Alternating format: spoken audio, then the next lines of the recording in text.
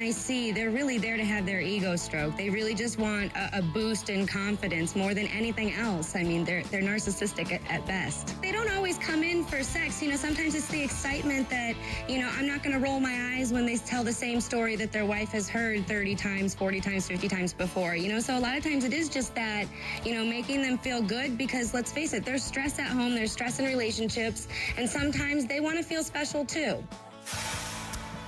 That was Brooke Taylor, a so-called legal prostitute, sharing her insight into married men that seek out her services. Tonight, we're trying to figure out why married women cheat. I'm back with Tucker Max, author of I Hope They Serve Beer in Hell. Also joining me now, Simone Bienne, sex and relationship therapist, and of course my co-host on Loveline. Check your local radio listings for that. And I was talking to Peggy, and Peggy, you were saying, oh, Peggy hung up. You guys, you disappoint me. Anyway, Simone, she was saying that it was the lack of affection and lack of intimacy. So two quick things. What are the signs of that, and what should men do if they see those signs?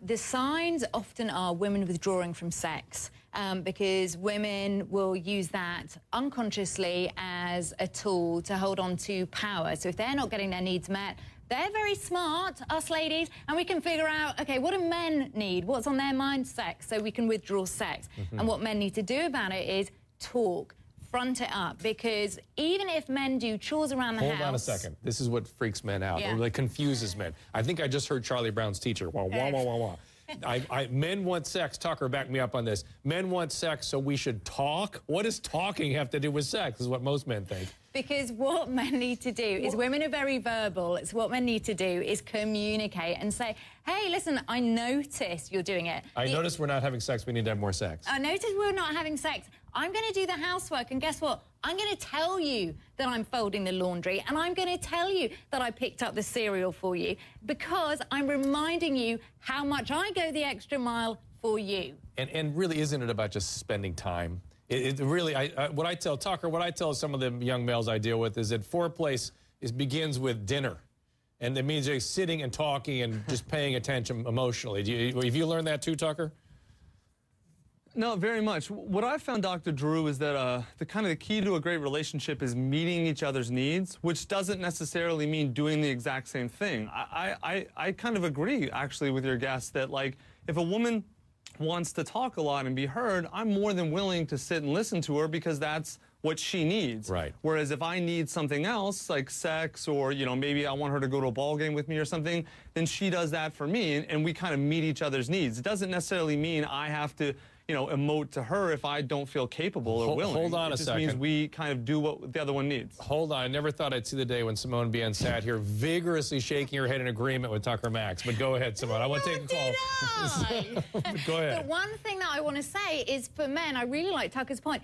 Men need to feign interest. Oh. Us ladies, I know, I'm so sorry. I'm so sorry, ladies. Really? I'm so sorry. How about actually paying attention, having interest? But this is not necessarily the reality. Just feign it. Well, okay. You can feign it because we can talk and we can talk and we can talk. We can use up to 4,000 more words a day. So it is a fantasy to expect men to be interested in, you know, this dress or this jewelry. Feign interest. When you talk to Susan, your gorgeous wife, about 27 different she can tell if I'm Latin terms, yeah, but she can tell toenails, she's going to feign interest.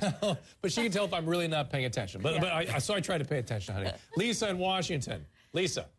Yes, I have a comment. Please.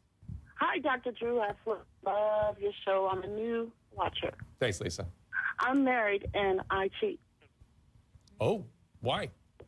And it's not for the excitement. It's not for the loveless. It's for the sneakiness of it, I think. The sneakiness. So did you come from a family where people were not allowed to express their needs and had to be very sneaky in order of getting their needs met? Your family of origin, like when you were a kid? No. Were you traumatized as a child? Tucker's theory was that there's got to be a lot of trauma there if you're doing that kind of acting out. Well, I don't know.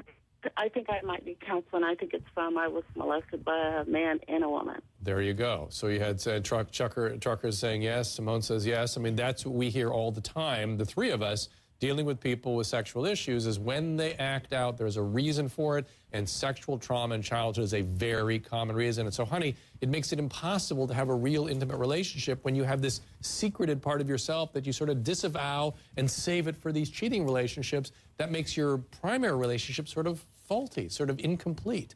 I got to take a break. Should a cheating wife tell her husband? We'll talk about that. Later, as I said, Kendra Wilkinson and her husband, Hank Baskett, are here. How do they keep from, there they are. Hi, guys. Wave back. Kendra. Hi. Oh, there she is. Okay, how do they keep things together, particularly in front of the glare of those, yeah, there you are. We'll ask them in a bit. Stay with us.